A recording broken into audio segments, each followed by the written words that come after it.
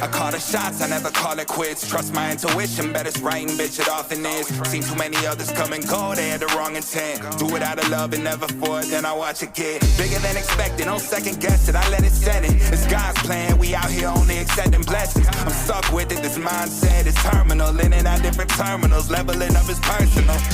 And I already made it, y'all can miss me. It's hard to believe I made something from nothing. No hindsight discussions, I've been writing, I love it.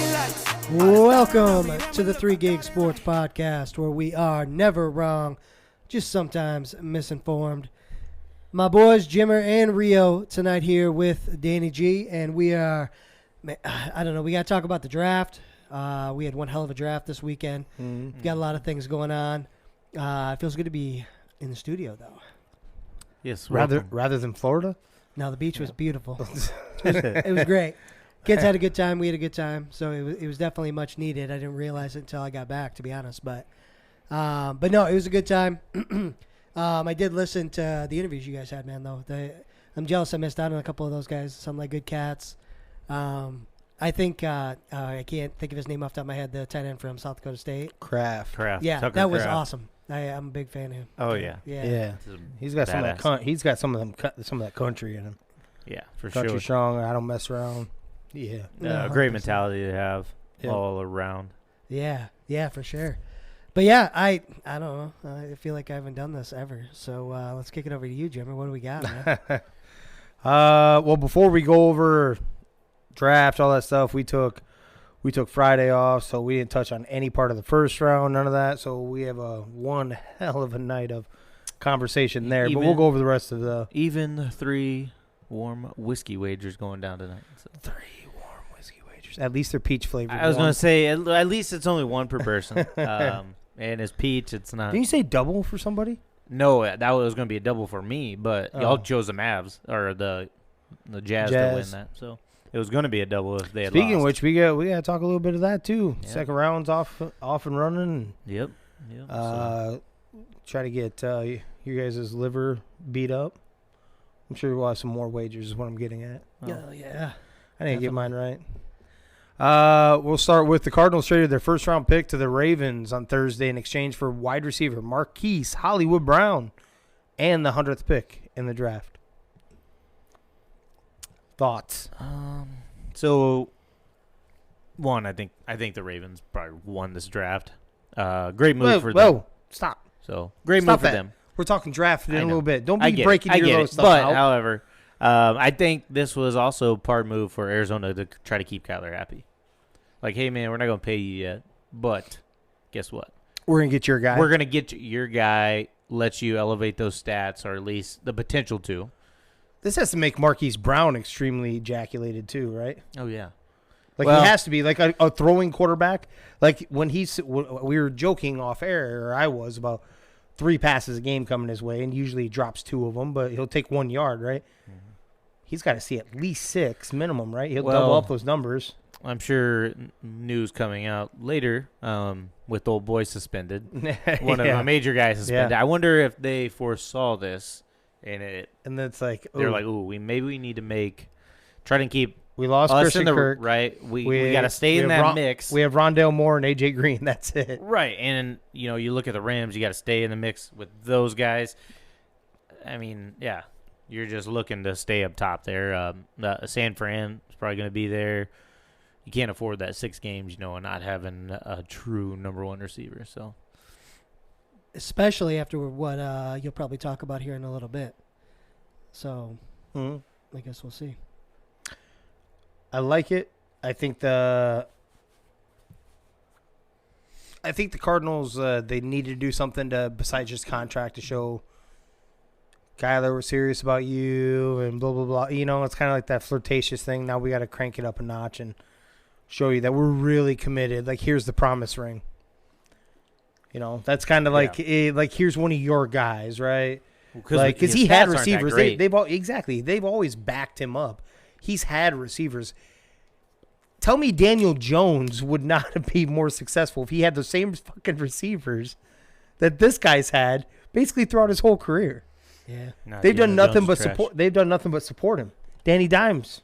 I'm just saying every quarterback would love to have hung that up group. on the 9 wins. That's all. Yeah, you said they're gonna have. No, okay. I'll tell. Do you want me to use somebody else? I can use somebody else. Okay, yes, please. Use anybody else. Washington's quarterback. Like if they had one really good receiver and nobody else, right? Yep. There's another one.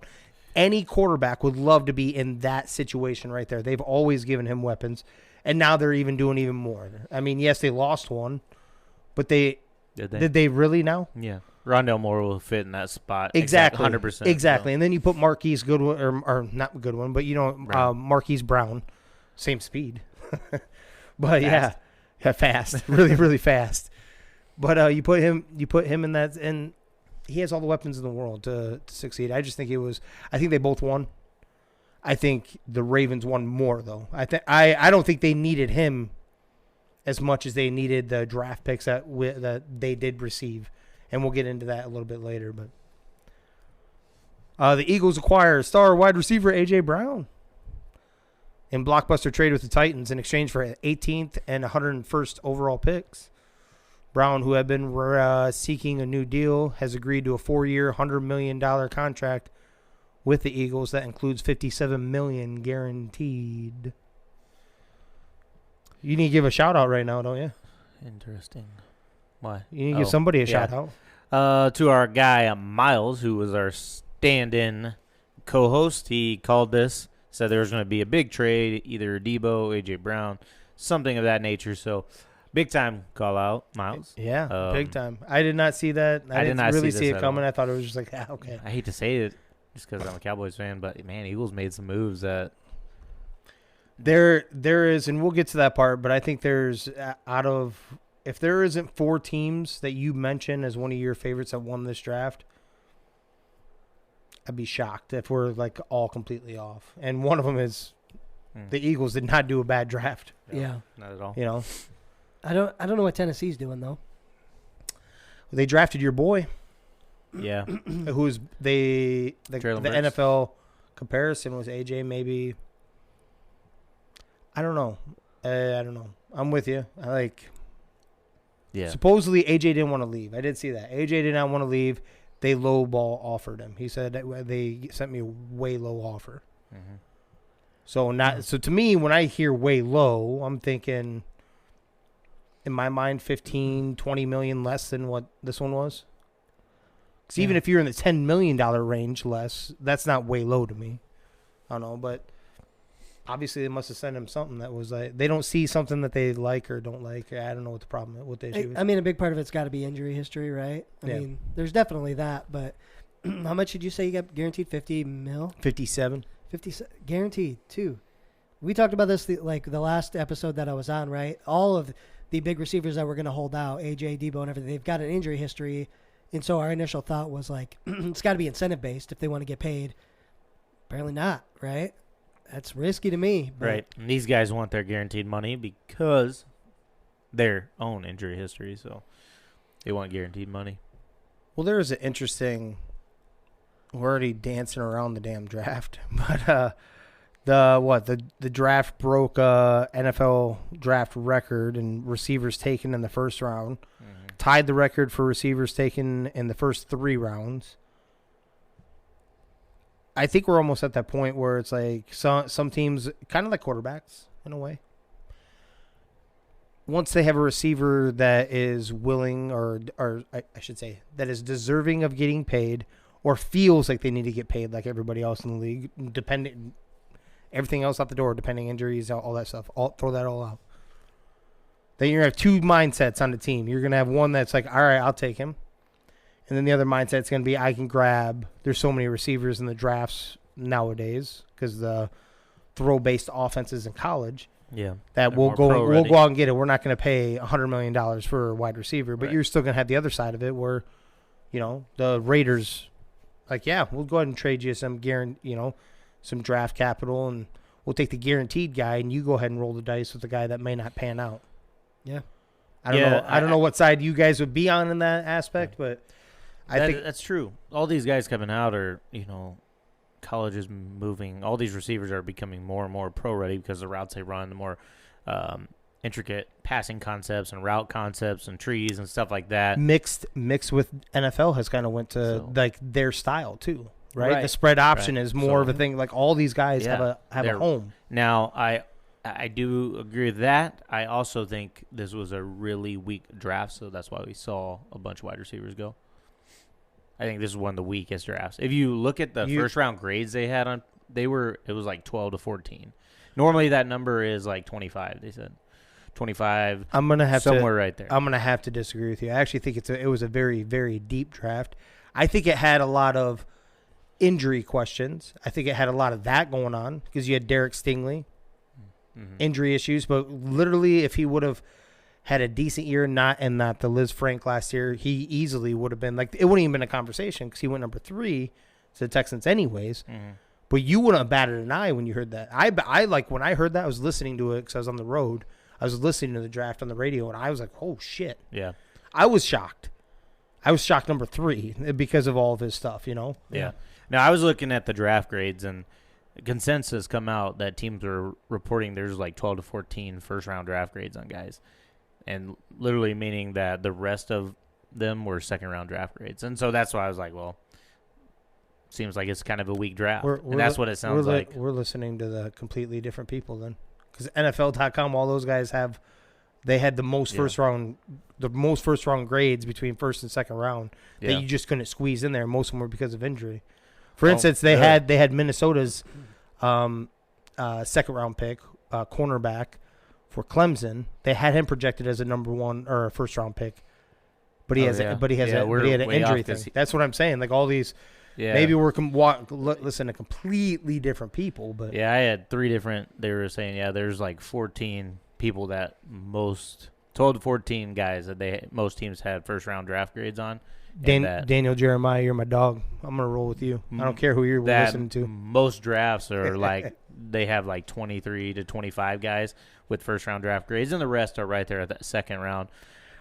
I think part of that's because there was no quarterback. I was going to say the quarterbacks maybe throwing that off, but 5 or 6 guys you had off that would normally be there. You had so many legit offensive linemen. You had so many legit, like 4 or 5 of them. Too? You had so many cornerbacks, defenders, especially with Georgia and everything like that too. Yep. Yeah. Wide receivers, there's so many stud wide receivers, but I think nobody really looks at that. Obviously, we're going to get to the other part of that story, and that is, there was 1 quarterback taken in the first round. Nix that. There was 1 quarterback taken in the first 2 rounds. Yeah. Yep. One didn't go, and it wasn't one Malik Willis. One didn't go next until the 3rd round, who was Desmond Ridder to Atlanta. So I think there's so much of everything else. I think these guys are more pro-ready than you'll ever see. Again, unless we get another pandemic, because most of these players are older than what they should be because they had a year extra or something. You know what I'm saying? They had the COVID year on top of mixed in their playing time. Kenny Pickett needed that. Otherwise, he probably wouldn't have been a first-round quarterback, right? Agreed, yeah. He wouldn't have had that. This last year was his breakout. Before that, there was nothing sexified about him. There was nothing like, hold shit, watch this guy for next year. It wasn't there. He needed that extra year. He's 24 years old. Yeah. 10 years, he'll be 34. The 10-year career, he'll be 34 years old. It's crazy. Not 31, not 32. He'll be 34 years old in 10 years. Yeah. Right? Yeah. Right. So, I mean, I think everyone is more suited walking in right now. You'll see more studs coming. Studs is a strong word. Maybe I shouldn't say studs, but you pro-ready. Pro-ready, step in and contribute right away. And I'm talking the first, 3 rounds. Not just the first, not just the second. Yep. And there's very few projects. The more I kept looking at it, there's very few projects, especially out of the first, second round guys. You have a lot of injury questions. We'll get into I definitely have a soapbox one for you gentlemen. Trying to sell us at the Vikings had a good draft? No, absolutely. Well, it was fun. So they are getting high grades on that draft. That isn't what my soapbox is going to be. I'm not going to try to sell you on anything. It's a completely different soapbox. We'll get to that, though. Bears released quarterback Nick Foles after 2 seasons. Big dick Nick. Yeah. Go get him, Cowboys. From where? University of Arizona. Do you guys have a backup? Bear down. Cooper Rush. Do you know? there you do go. you know that name? I barely know that name. Made you cry a little bit, huh? Jesus. That was more her coaching. Shut up. It was bad. God, dickhead. Why we gotta rub shit in like that? Like, come on, man. That would be it'll be a different goddamn ball It's game. just awesome because he's so shitty. Nick Foles. There's plenty of teams that need backup quarterbacks, right? Yeah. And there's going to be a place for him. I would love to see him come up to Minnesota because our backup is shitty Sean Mannion. Yeah. Yep. Yeah. I'd rather you cut Sean Mannion and we go with the rookie quarterback from last year as our Yeah. backup. Yeah. Like, that wouldn't hurt my feelings. So the big question is if he wants to play and still be on the bench. You know how I read this article that come out, interview with him, and how close he was to just hanging it up after Philly let him go, and like he was legit, like I'm done with NFL career or whatever, and they had to come beg him, and then he's kind of been riding, these benches or whatever. So it'll be interesting to see how. He didn't get it, so we can touch on that a little bit. He wants didn't get a fair shake really down in Jacksonville, did he? Because he was well, in that game. He got wrecked in the very first game. He got injured. Yeah. Well, yeah. It is Jacksonville though, so maybe they saved your rest of your career for you. So Yeah. maybe they did you a I agree solid. though. But he can help out a franchise definitely as a backup somewhere. Yeah. Yep. The Saints have agreed to a contract with All-Pro safety Tyrann Mathieu, who grew up in New Orleans and starred at LSU. The reported deal is 3 years, $33 million, gentlemen. That fake cap space. We were talking about how crazy they were, but they're just kicking it down the road, man. So they were talking about this today, right? I didn't realize the Saints were doing we know about the cap space. We know about the cap space, kicking the can down the road, and the fake, and the basically, the myth of the female orgasm / What's that? exactly / the cat the cap, and they touched on another part that they did too, that they're kicking something down the road also, which I didn't realize.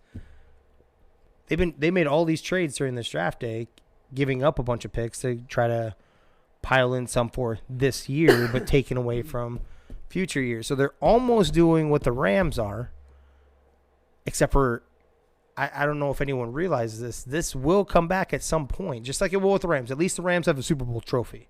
They may get more than one trophy too. But they're doing what the Rams are, but you weren't really paying attention. They had an even bigger cap. Back-to-back years, they had to get rid of $70-something million over. And now the draft picks too, where you're not going to have any, so you're not going to be able to.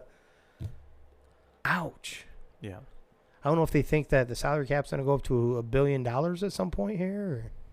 Yeah. Don't know. I see when you do that, when you think you're on the cusp of a Super Bowl, but they are not. The defense is great, okay? Defense is great. But on offense, you have Dick. You have a good running back, very good running back. Yeah. That's it, right? Like I don't know what they're doing. They're delusional, right? They have to be delusional. I like Jameis. I think Jameis did fine for them last year. Yeah. I think they would have been a true, a really tough out in the playoffs if Jameis was there. Yep. I really believe that. And he was doing that without Michael Thomas. Now, if they get Michael Thomas back, they also drafted, Chris Olave. They have some weapons, but that's not a Super Bowl contender. Are we shitting right now? That's not. You don't look at that and you're like, New Orleans, there you go. They're legitimately. No, they're no different than the false hopes that the Vikings fans have.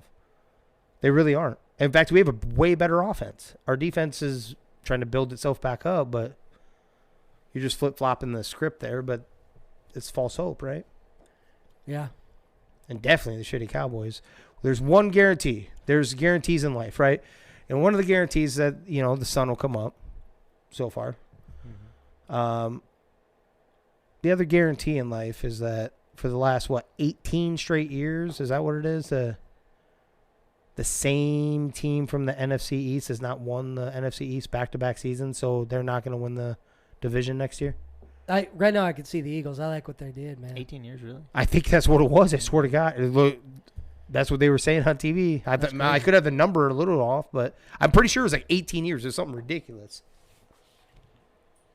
That doesn't seem right, but we'll do some Google, right? Yeah. NFC East winners But over the years. what we do have that some teams in the NFC North do not. The Lions don't. You're right. And who else? What?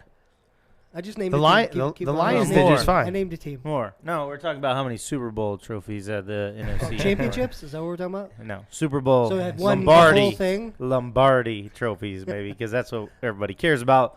Oh, is that the mean purple man-eaters? They do not have a Super Bowl trophy, so What? congrats. They don't? I thought you knew your shitty No. team would not have one. No, I didn't know that. I have no idea. This is world-breaking news. All right. Seasons category. NFC East Championship seasons. Wikipedia. All right. So, let's see. Looks like it's going to be...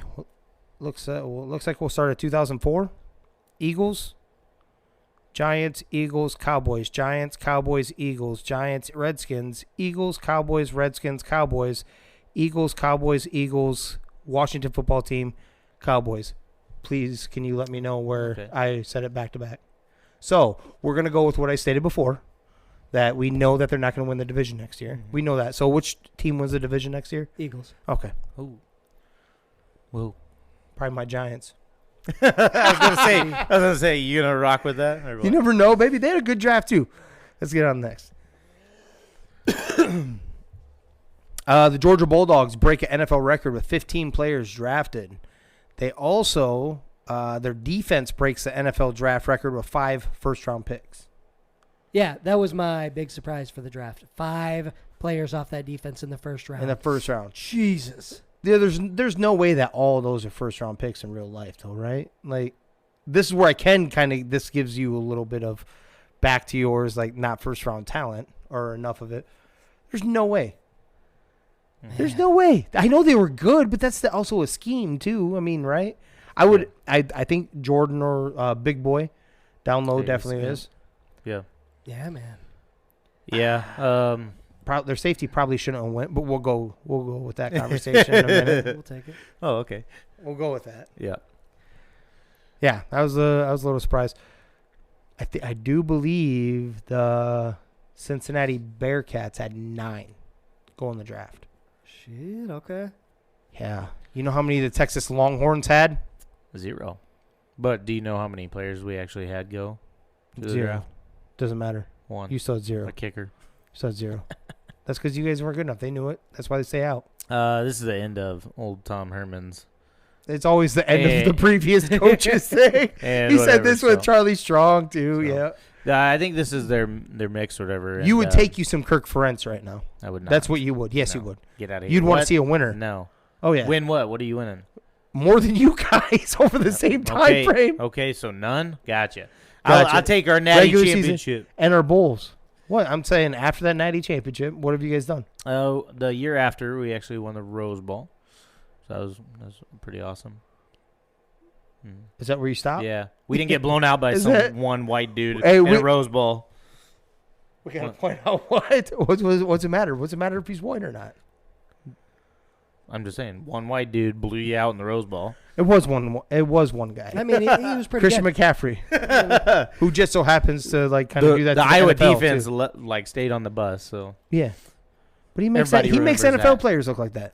now when he's sitting on the bench. No, yeah, He's hurt, yeah. damn it. That's where we're gonna go. Okay, you guys kind of alluded to it already. Cardinals wide receiver DeAndre Hopkins has been suspended the first 6 games of the upcoming season for performance enhancers.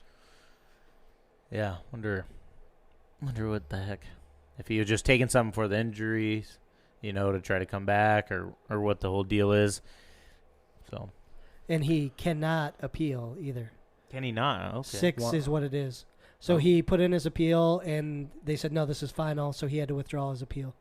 I don't know why, but it's 6 games no matter So what. there must be nothing that he can argue, like, I didn't know what was in the thing? Like, there's nothing like that? Like, dude, you have a picture of you with a needle in your arm.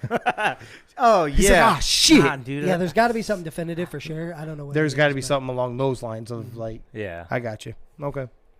Kind of ties into the Hollywood Brown, I think, a little bit. Mixed with also take care of their boys' emotional status. Yeah. Oh, yeah. 76ers Joel Embiid could return from injuries as soon as Game 3 or Game 4.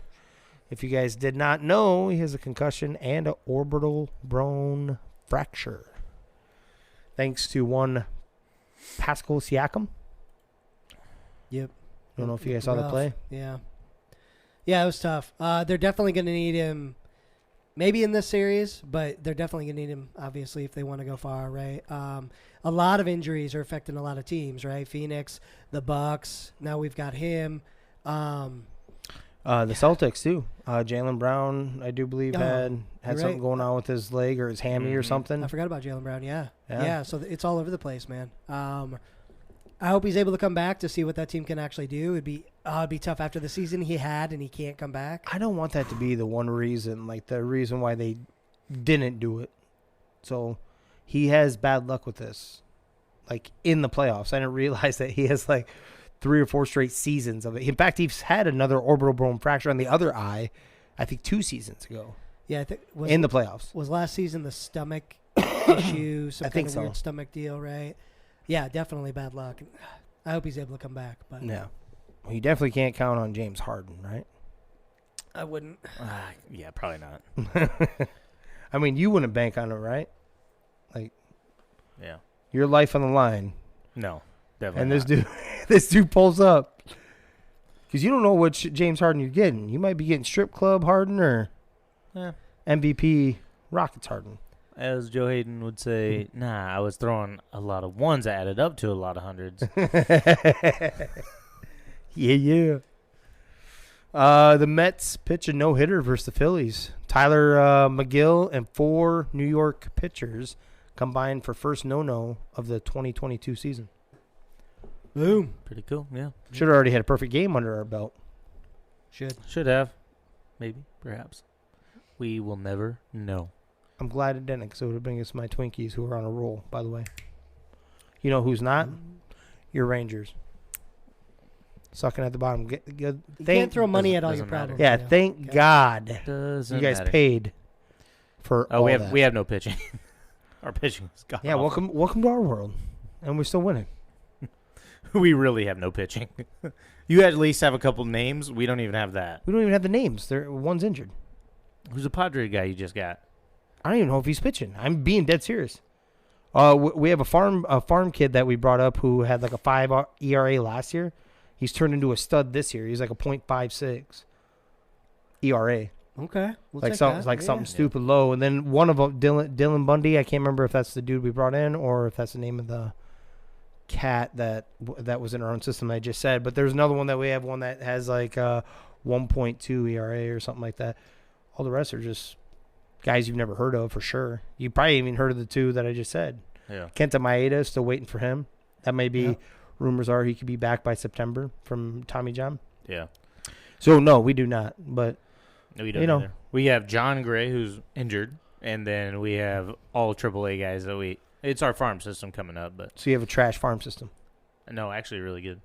But, like I said, it's their first time pitching up in the big leagues. Is it April Fool's? Are you fucking with me right now? No, we have a decent farm system. You kidding me? No, I'm not kidding you. That's why I'm shocked what you're saying. Our farm system's actually all right. Except for pitching, obviously. It's all young guys. You just said you had no pitching. You can't do both. It's all young guys. They're all young guys. Danny, tell him he can't do both. Right, but it's a little bit different than when you have Then say you have young guys. You said you had no pitchers. Exactly, no good pitchers. Correct. So you don't have farm system pitchers. Gotcha. I'm just saying they're not good right now. If for MLB, at the MLB level. They're getting used to it. Okay. That's all I'm saying. They got to get used to the game. And not everybody jumps in and just fucking... Yeah, my guy did. I just told you. Well, whatever. Did he pitch like 2 innings and give up 1 earned run and that's it? No. He's a legit starter. He's our number 1, actually. Yeah. I don't like what Woodard's doing. He likes to pull guys when they're doing good for fucking some reason. I don't know what the hell is going on there. Maybe it's a little page from the Dodgers. Yeah, they like to do that, obviously. Yeah, well, I don't get it either. I think sometimes they overthink. Yeah, he overthinks the fuck out of it. You just like, hold on, this next batter. I'm like, no, hold on, just. No, how many times I've seen our young pitchers like go out. Okay, we toss like, they get 3 or 4 good innings and they're pitching scoreless innings or maybe 1 run, not shit, right? Yeah. And then he goes to the young bullpen and then they just start giving up runs. It's like, what the fuck? I'm gonna be 1,000% honest with you guys. I cannot wait. I've been in a lull lately, and it's because of shitty ass weather. Like we can't kick this weather no matter what. Like we have gray skies, and that's the nice day, or we have rain. Obviously, it'll be gray too, but it'll be rain. And the one day that'll be kind of nice, like sun shines out, it'll be 50-mile-per-hour winds. Yeah, tornadoes. All kinds of shit going on. I'm like, for the love of God, I am so amped for it to finally get nice that I've already committed myself to I am taking my boys up to watch a Twins game up there. I'm like, I want to get out and enjoy this shit. Yeah. It's been so bad. I haven't been able to freaking golf at all. No, that bugs me. That bugs me even more. But the only good thing going on with that is that evidently I have the world's biggest mystery golf cart that no one can figure out what the hell is going on with it. Right. Rangers 2022 farm system 9. Not showing it. I don't see the Twins up there. Don't need to because they're playing in the majors right now. That's true. That is. You were. They literally are, all of them. Jeffers. I will give you that. That is 100% be possible, but. Jackie Robinson's bat from the 1949 All-Star Game sells for $1.08 million at auction. Awesome. $1 million bat, baby. I'm a little surprised I thought it was a little low. Jackie Robinson's bat? All-Star Game? $1 million? That's it? You know where some of this stuff's going now, right? Yeah, they just sold like a Honus Wagner half-ripped card for like $200 million, I think. I'm just saying, I just actually thought that was a little low. I was surprised. Yeah, I wonder. I don't know how much historical, like a bat from anybody, right? I don't know if you can't really say Barry Bonds, but say Hank Aaron bat or something like that. How much would that have gone for, and compare that to Jackie Robinson's? Mickey Mantle or something. Yeah, I don't know. Yeah. MLB handed out a 324-game suspension to Los Angeles Dodgers pitcher Trevor Bauer on Friday. The ban, which covers 2 full seasons, is the longest punishment under the sport's domestic violence policy since it was instituted in August 2015. I don't know if you see, but with this, a third woman has come forward and claimed sexual assault by Bauer as well. I did. So I saw this, and what I saw was, I don't know if she full-blown came forward. What happened was that evidently he has, what I've read, he has threatened to sue these women whenever they've thought that they were going to go to the courts. So that woman bailed. Another one had bailed out on it. The only reason why they're surfacing is because MLB dug them up and went with the investigation. That's how I took that. But either way, yes. I heard about a third, and evidently you got a fetish, right? Yeah, there's something, right? Yeah, I don't know. I think this is point. I mean, I think NFL is looking at NFL right square in the face about the Deshaun Watson deal. Well, okay, right? They dropped the charges. They dropped everything. Same thing with Watson, but then he's handed. So I'm with you, but that's where I'm also going to ask you a question. Then, do you see anybody, literally anybody, across social media, on TV, doing anything, sitting there pounding the table and thanking Rob Manfred for suspending a dude for 324 games for something that technically by law he hasn't. Right. You're not supposed to be the you have judge and jury. Yeah, you're allowed to. He went through that. Yeah, he already went through that part. If you want to suspend someone because you don't want that as your face, that is literally the only thing you should be doing, right? Like we don't want someone to work for. We'd have to be bringing in money at 3 gig. But we wouldn't want someone working here as a pedophile, right? Find out, no, fuck no. You're in fact, you're lucky we're letting you walk out the door if that's what we found out. But that's where it'd be at, not because they investigated this, that, and the other. Like, hold on, you have no more information than the justice system had. You know what I'm saying? Right. Yeah. Like, I'm not saying that he shouldn't have gotten suspended because he obviously there's something. Yeah, something's there, but here's the thing: he also went through the court system, and at that point, you have to trust the court system, right? Right. Well, you're supposed to. Right. That's what they're supposed to do. So okay, let's. And if Deshaun's not getting anything, why should Trevor get anything? No charges brought against. They dropped the charges. I'm with you. I don't know what else what the heck. Like, I'm with you. Like, I actually think, like, yes, they should have named a suspension by now up to that. Because we were sitting there waiting. I'm like, hold on. You keep, like, banning him or whatever, but you're not even putting, like, an end date on it. Right. Like, if you want to put it for bad image to the league, fine. Because they have done that in the NFL. You literally, we've watched guys. Zeke. Yep. Zeke literally had no charges, no nothing. And he got suspended 6 games. Right? I do believe it was 6, if I remember correctly. But he was suspended. You did it because of, giving a bad image to the league, to the badge, you know what I'm saying? You can go with that, I guess, but 324 games is a lot for something that was not convicted. Yeah, definitely. You know? They had to have found more that the public doesn't know about. Well, then they had to have. I agree in the sense that if you want to do that, then release a video then. Release to the public, yeah. Yeah, it's probably one of those, if you try to appeal this, we're going to go ahead and show everybody what happened. But if you just take it, then we'll just... He said he's appealing, though. He is appealing? He is appealing. So it's not that. Okay. So I'm not an advocate for this, man. I'm not trying to say that. Just like if you go by the court of law, that's what you should go by. Yeah. If you want to punish him some because it was a bad image for your league, you'll come out and say that, right? Then you would come out and say that, and then you would give him that right away. Like, right? It's 2 not years is such a long time. Man. Yeah. That's a really long time. Yeah. So if they hold it up, which there's no way he's not going to hold it up as in Manfred because he made the call himself. Yeah. I didn't realize Manfred was an attorney before he was this, actually, by the way. So he must know how to do a few things. This dude goes and pitches in Japan. We'll never see him again. Yeah, we'll see him again if... Maybe. I think, even if he does take the 2 years. Well, he's going to have to take 2 years. If they unless he just doesn't want to. I'm sure he's made... he set himself up by signing 1-year deals to be this, like, crazy rich. So maybe he doesn't want to because he's got plenty in the bank. Yeah. Jorge Masvidal accused of giving Colby Covington a brain injury during attack and was given a stay-away order. Yeah, I saw that. Brain injury. Brain injury.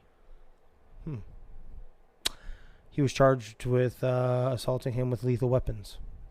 His hands. His hands. His hands, yeah. His hands. What does a brain injury mean? Could that be a concussion? Probably. I think so. It's got to be it, right? Right. You'd think so. They just make it seem worse than it. Like, a concussion is bad, don't get me wrong, but brain injury sounds a hell of a lot worse. Yeah. Right? Yeah. When it comes to, like, prosecuting, of course they're going to go with well, you're going to say it however you can to, make you sound more legit, serious, whatever. Believable. They need to have Kobe go out there and start talking then. Be like, if he starts saying some dumb shit, be like, see what he did? See what he did to him? Never go full moron. See that? Yeah, that was good. That. You Nice never go save. full moron. That was nice. It's real nice. Tanking allegations made by ex-Cleveland Brown coach Hugh Jackson cannot be substantiated in independent review shows by the NFL. Okay, cool, whatever.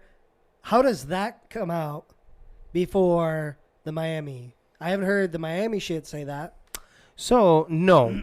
But they're trying to do something where, like, I didn't read the full article of that. I don't know if you guys saw that.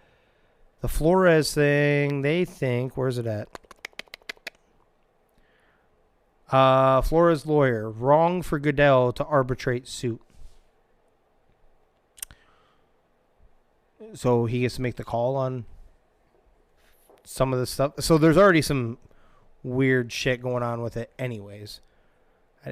kind of opened it up and read it, but I'm like, you know what? I assume these are all tactics that you go through before you get to where it's ultimately going to meet. You know what I'm saying? It's still going to go to court. Brian Flores is not looking. I don't think Brian Flores is looking to get filthy rich off this. Right. I think he's legitimately trying to invoke change and prove it. And I don't think he's not here for a settlement. So you can go through all these little hoops that they're trying to do. Says right here, a lawyer for Brian Flores said to a judge Monday that arbitration is the wrong way to resolve a lawsuit that alleges racist hiring practices in the NFL, in part because league commissioner Roger Goodell would be the arbitrator, and that would be unconscionable. Yeah, I mean, there's going to be a bias there. So, yep, no, we're not racist. Whatever. That's that's exactly right. Yes, and here's the thing. I think it could be, but I also think with this whole thing with Tom Brady coming out and they're potentially getting Brady come play, Sean Payton, all this kind of deal, I think he was just getting kind of ran out of town and he doesn't like it. And so what's the best way to kind of get back? You bring it up in an ugly lawsuit.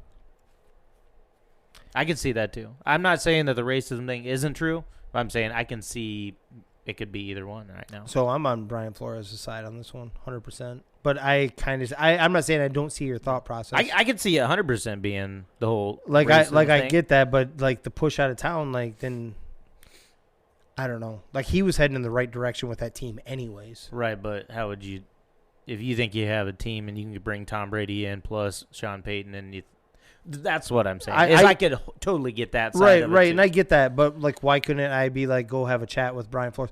This is my mind, and this is only my mind. I'm greedy.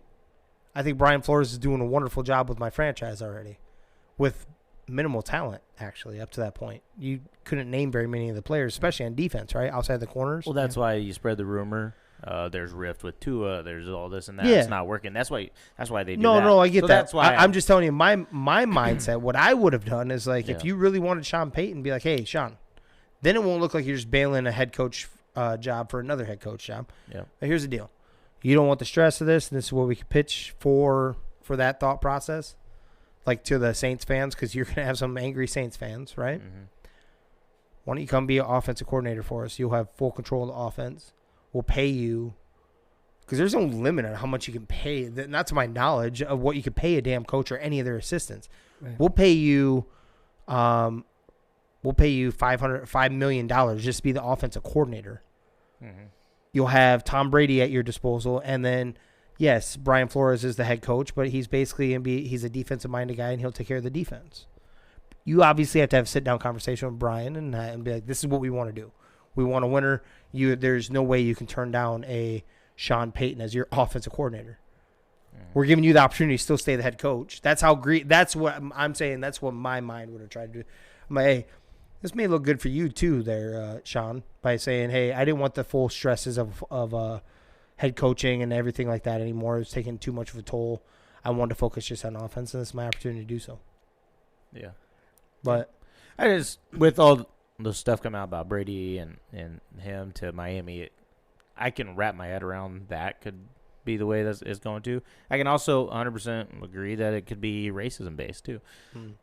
I'm just saying I can see other avenues of why this is going on or why it, went on. I don't think we definitely don't know. We don't know how you fix it, but we do believe, I think we all agree that something needs to be changed a little bit. It has to. There has to be more opportunities for people of different color or of different sex. You have to at least have the opportunity. I'm not saying you just put them in because we think that you should be put in based off we believe you're the best person for the job. We've said that many times. Mm-hmm.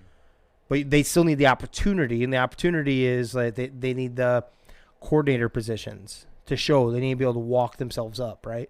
You need to give them a chance at being an offensive coordinator.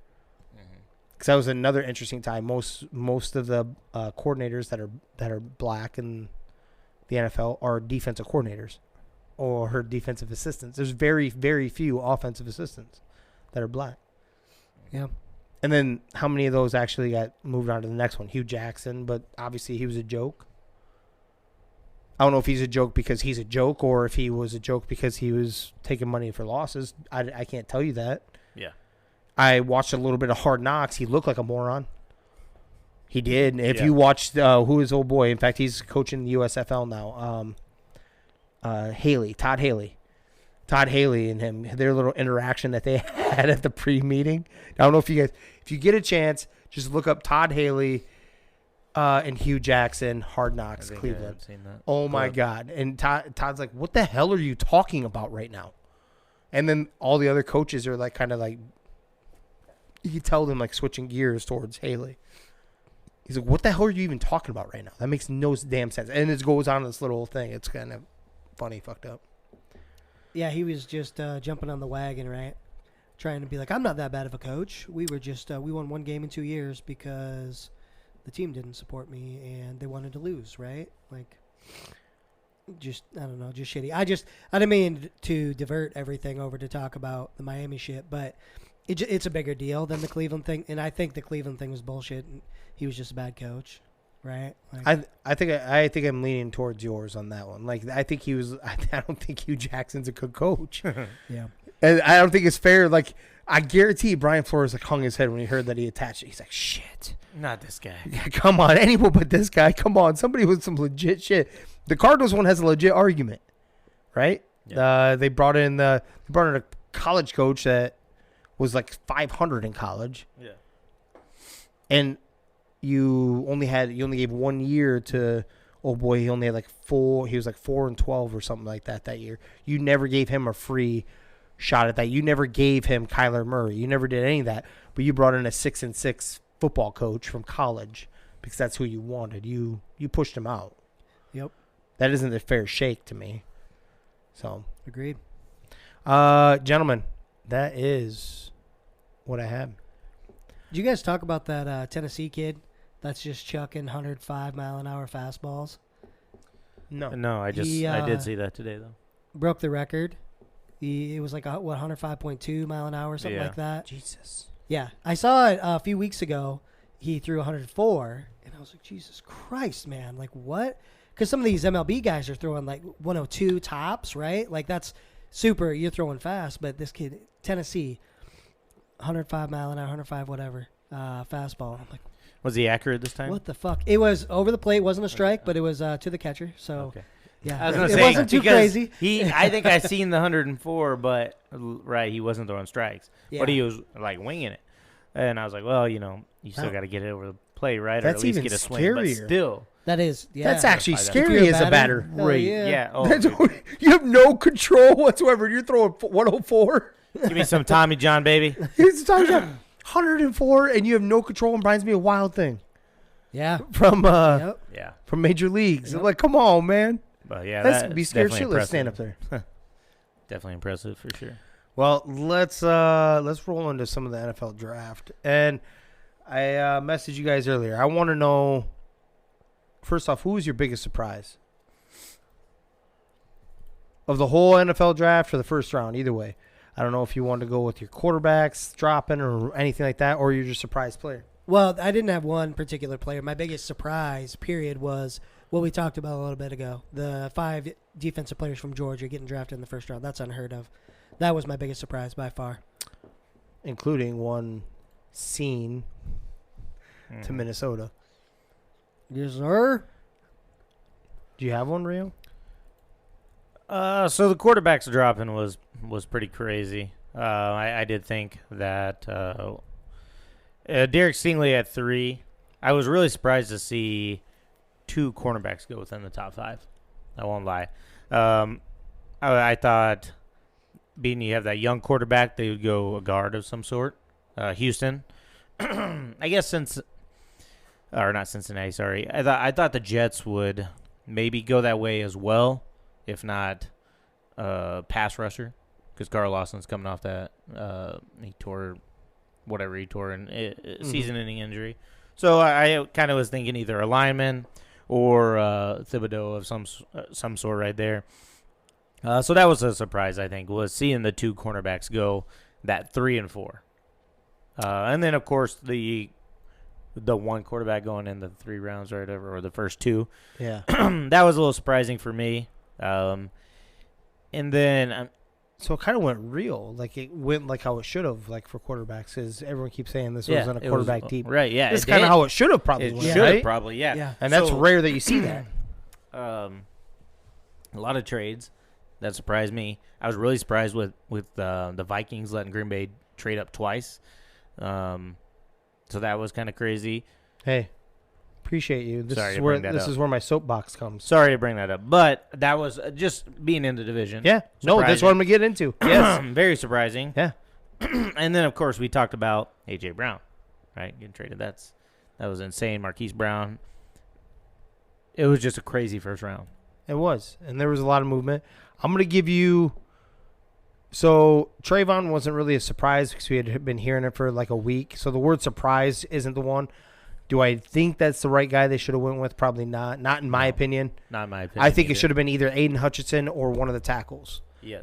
I think it should have been Aiden Hutchinson as a slam dunk, and nobody would have ever batted an eye. Like, yeah, you picked the best defensive player, right? Yep. Or the one acceptable way is one of the 3 or 4 tackles, whoever you liked more, the top 4 tackles at number 1, because at least then you're selling, I'm trying to protect my franchise quarterback. Yeah. That should have went one of 2 ways. Trayvon, I don't know, numbers weren't there. He did everything by the sounds of it. He's one hell of a kid. He did exactly what the defense coordinator for Georgia asked. He was like, he would do everything.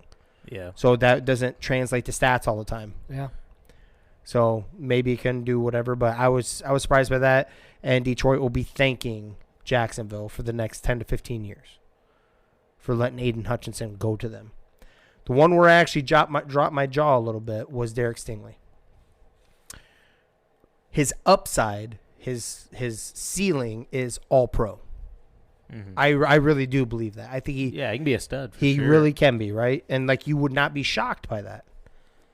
But you don't know either. Mm-hmm. I would have went with Ahmad Gardner. Yeah. If you're taking a corner, yeah, he's prototypical size. He has the speed. Did not. I don't care what conference he played in, gentlemen.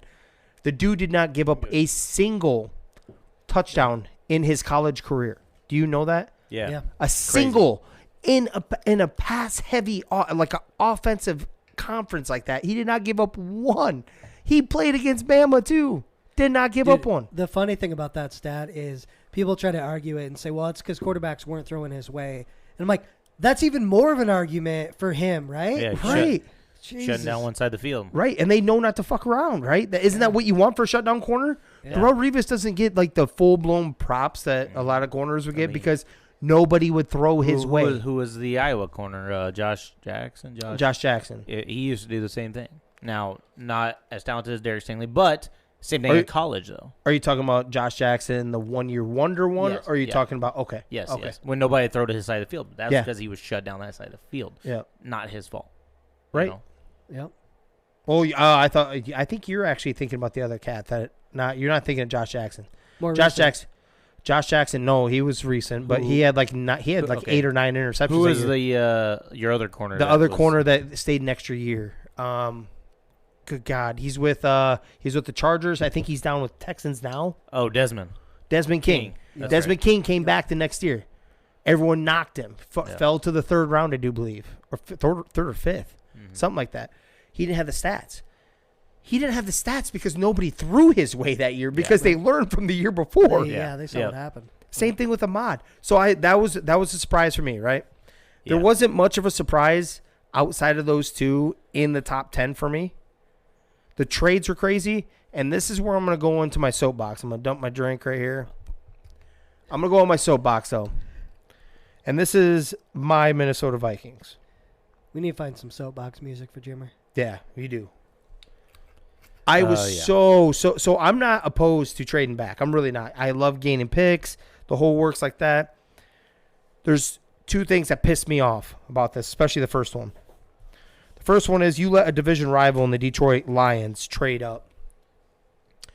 You let them trade up, was it 19 spots? Yeah. 19 spots and grab arguably the best receiver in this class. Yeah. He only slipped for what reason? ACL injury.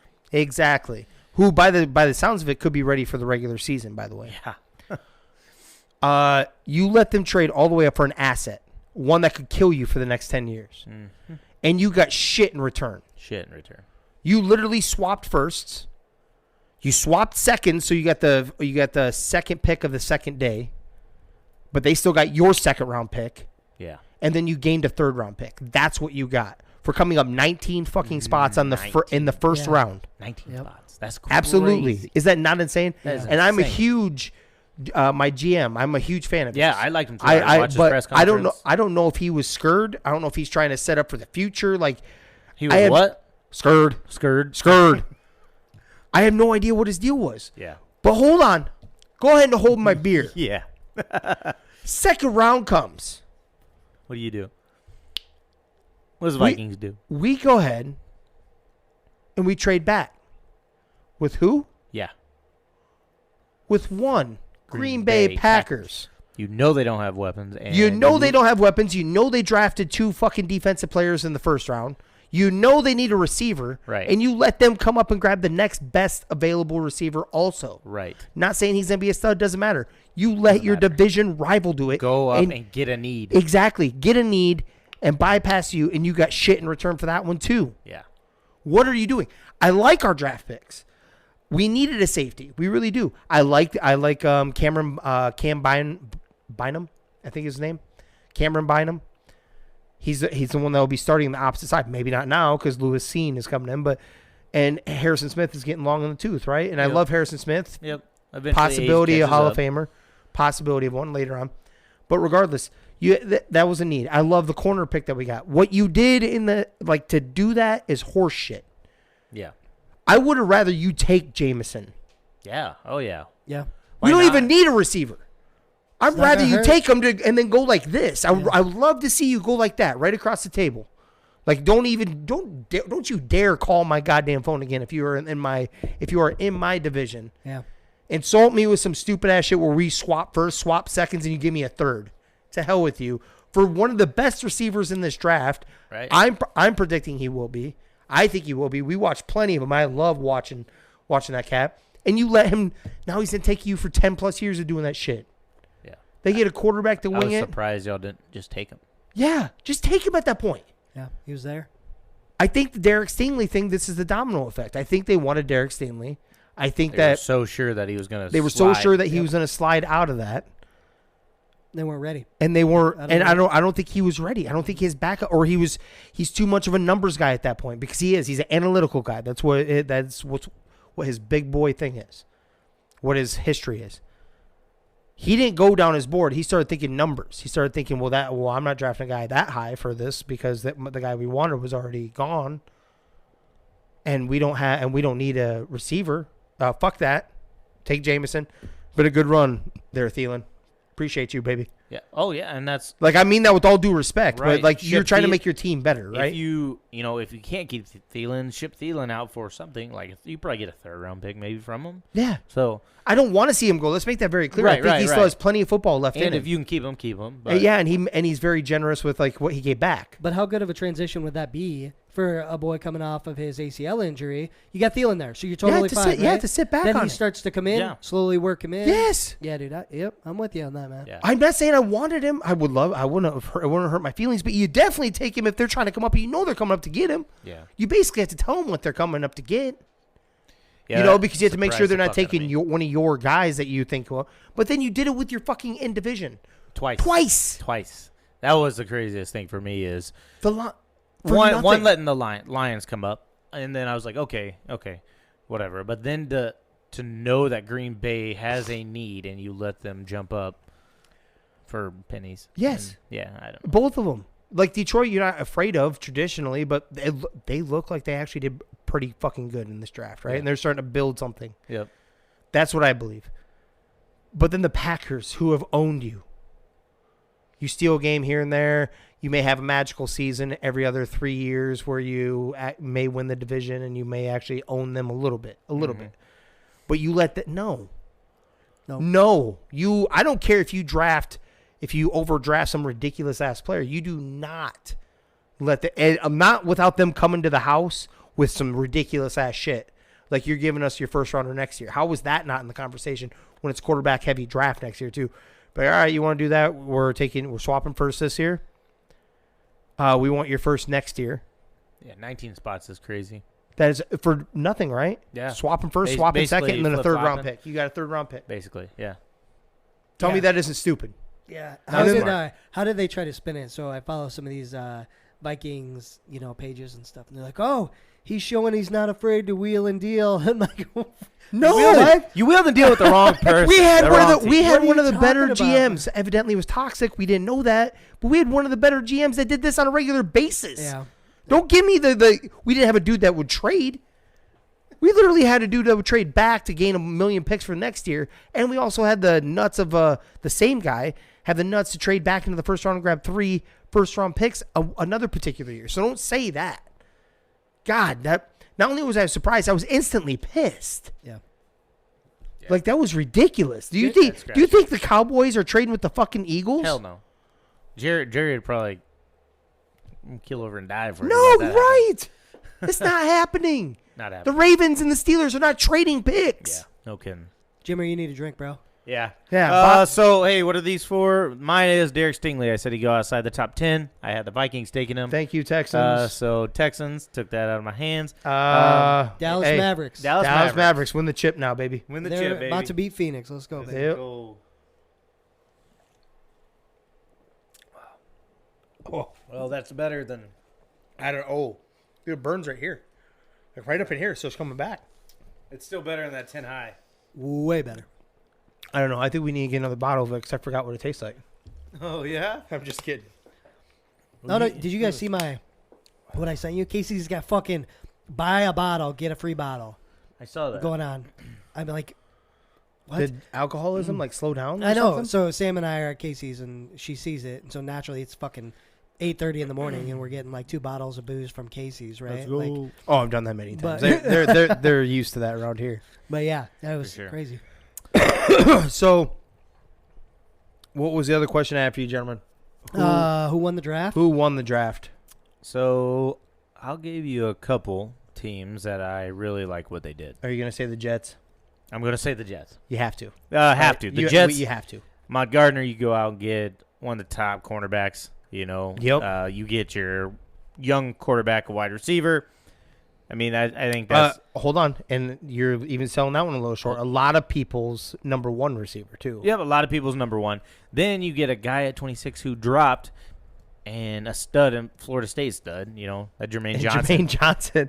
And there's so many people jacked up about the fact that they were able to grab that guy. Yeah. It was even about the other 2 picks. Like those are awesome anyways. Yep. But that one? For sure. Hold on. And then the second round? You see who they grabbed right away in the second round? Brees Hall. Oh. So the top running back in the class, too. Yeah. Yep. Yeah, that's right. Brees Hall. Definitely. Damn. Yeah, they had a hell of a draft. Did they get right up there? No. No.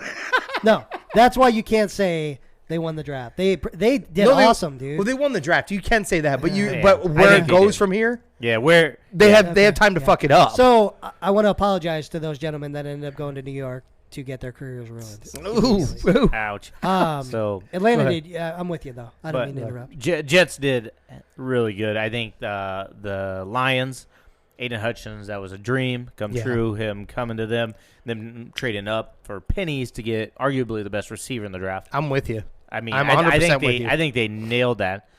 That was awesome. And then the Ravens. I think.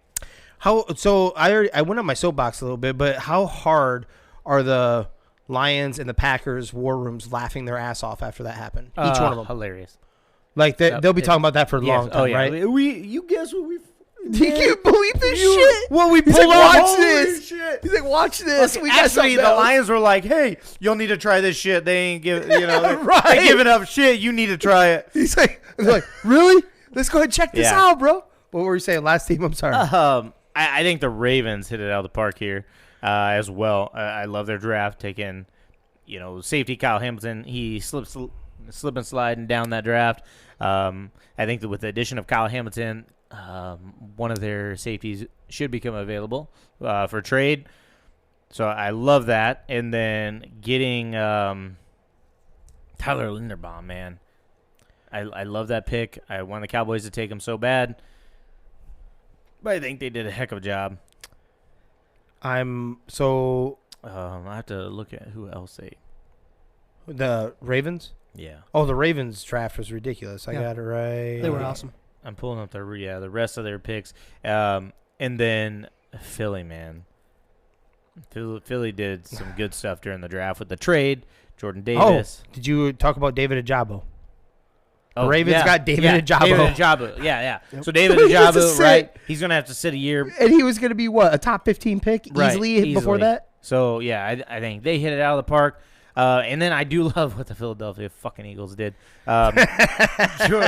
Jordan Davis. Shout out to Danny's boy. Yeah, you go get Jordan Davis. He's going to plug the middle. You get A.J. Brown, right? You pay him a bunch of money. But then you grab Nakobe Dean, who slid all the way to pick number 83. Who is probably my favorite player in this draft that is going to be a Pro Bowler for 8 to 10 years. Now, in my opinion. Apparently, a lot of stuff coming up on his medical. His shoulder. If he can stay healthy. And that's what. Well, he elected not to have surgery on his. Yeah. Yep. So that'll be interesting to see. But those are the teams I think that really won this draft and just hit it out of the park. And you could say Lions are just they did what they needed to do, right? They did great. So really, I'd put it at the Jets, Ravens, and the Eagles. I mean, the Lions did a good job. They didn't mess anything up. They hoodwinked the Vikings. But I'm saying top three though are Jets, Ravens, and Philly for me. And then honorable mention would be the Lions. I think they did a heck of a job trading up. Yeah, the only one different or to add to what you have, I totally agree with what you just said, man. The only one I want to add, I think the Falcons did a really good job in this draft too. They got one of the best, if not arguably the best receiver in the draft, right? His name's off the top of my head. The Drake USC London. Cat. London, yeah. So they got him. They filled a bunch of needs that they've got, which is damn near everything, it seems like. And then they were able to get Ritter in the third round. That's like no risk getting a quarterback who could be the guy. Maybe he's not. If he's not, you got to fucking, lush of quarterbacks next year. So I really like what the Falcons did too. They were going to have to take one. Yeah. Next year? Or this just a year. quarterback They had to take one this year. But they weren't expecting Desmond Ritter to go in the third round, though, either.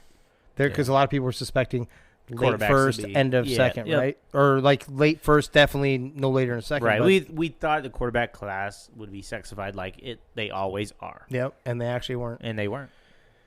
So mine are going to be a lot of repeats. Obviously, seeing what the Eagles did, that's highly irritating, but they did their job. They didn't screw this up. You cannot blow how well the Ravens did with their draft. They got arguably the number one safety in the league. They got arguably the best lineman in this draft, too. Centers don't get the love that tackles get, so let's not forget about that part. Yep.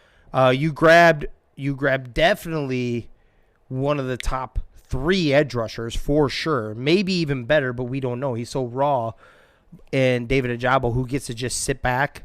They did get to stick with their tradition of drafting an Alabama player. They got an Alabama corner at 119, Jalen Armour Davis. They grabbed like every level of this is study. They do this every year though. Like we shouldn't be shocked. The Ravens, this is what they do, and they're damn good at it. That's the reason why I think they had to have won that trade. Mm-hmm. Because if they needed Marquise Brown, they wouldn't have made that trade. They're not a very fly off the whim type of they're not nowhere near the Jets. They're not flying off of emotion. They're going off of what they actually see in their squad and their culture that they have built within the Ravens organization, right? That Kyle Hamilton falling down to 14 was shocking. Yeah. A lot of linemen are going. Obviously the Jets, it's easy. That one's easy right there though. When you have 2 of the top 10 draft picks, you should, as long as you know what you're doing, you should be able to get a top grade. Yep. But that wasn't the part that impressed me with the Jets. The part that impressed me with the Jets is that they also swung some nuts out there. They came up and grabbed Jermaine Johnson, who was shooting up draft boards, but then fell. Yep. For whatever reason. He could go down as the best pass rusher in this draft. He really could end up being that type of guy. Yep. He could be like, we're not talking 10 sack guy. He could be that guy that is consistently hitting 13, 14 sacks a season. Don't know if you knew that, but he came from Georgia, transferred out, went to Florida State because obviously all the talent they've seen there, and he wasn't getting any field play. Yeah. As soon as he did, he tore it up for Florida State, right? Yep. So you can't miss on that. But then the Breece Hall, you got the number one running back too. Yeah. To pair up with Michael Carter, who I know you love you some Michael Carter, but injury concerns started hitting him because he's not a workhorse back. Now you just grabbed a dude that is used to being a workhorse back, and now you can tandem these two guys up. Breece Hall had what, like the most by a mile, the most missed tackles in college football last season. Yeah. Yep. This dude is no joke, and he's going to show that he can do that, just like David Montgomery before him. Iowa State knows how to move their running backs up, and they turn them into studs. Yeah. So, yeah, I love what they did. I hope they aren't shooting themselves later in the foot that they didn't grab one of those stud linemen to protect their young quarterback. I think Sauce Gardner is an awesome pick. But later this year, this upcoming season, if old boy is running for his life back there, you'll kind of think back and wonder, what if? So, a very big honorable mention for me is actually going to be the Raiders. So, and they could be just based off of one pick. I don't know if you guys realize this, but they didn't have a pick until the third round of this draft. And they got arguably the second best guard in this draft, who also had swing ability. He's played tackle and guard. His name is eluding me right now. I know he played for the University of Memphis. I'm trying to get there quick.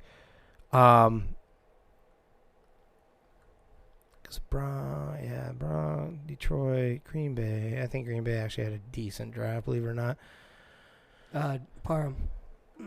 Parham, yeah, there you go. And then do you have the rest of their picks right there? Or just the Zamir White, Georgia, Neil Farrell Jr., LSU, defense, interior, Matthew Butler, Tennessee, guard, Thayer Munford, Ohio State. I think for limited picks, I think they did all right. Yeah. I really do. I mean, like when you got Devontae Adams in this, so at the end of the day, you can't go wrong with what you got. Devontae Adams is arguably the number one receiver in the league, right? And then you grabbed, like I just said, probably the number 2 guard is who he was being considered. And he has a lot of flexibility. He will be a plug and play right out of the gate, and they need some offensive line help, right? The Colts is the other one I want to talk on, though.